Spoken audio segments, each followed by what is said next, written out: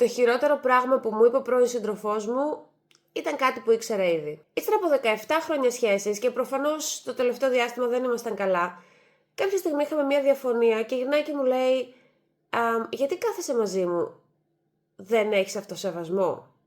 Και το πιο περίεργο είναι ότι δεν θύμωσε επειδή μου το είπε, νευρίασε επειδή είχε δίκιο. Όπως πάρα πολλοί άνθρωποι και πολύ πιθανόν και εσύ, έκανε υπομονή σε πάρα πολλά θέματα. Έως ότου συνειδητοποίησα ότι δεν επιλέγω αυτή τη ζωή, απλά τη συνεχίζω. Είμαι ο άνθρωπος που θα κάνει πάρα πολύ υπομονή μέχρι να φτάσει στα όρια του και να πει τέλος. Και όταν θα πει τέλος, το τέλος είναι τέλος.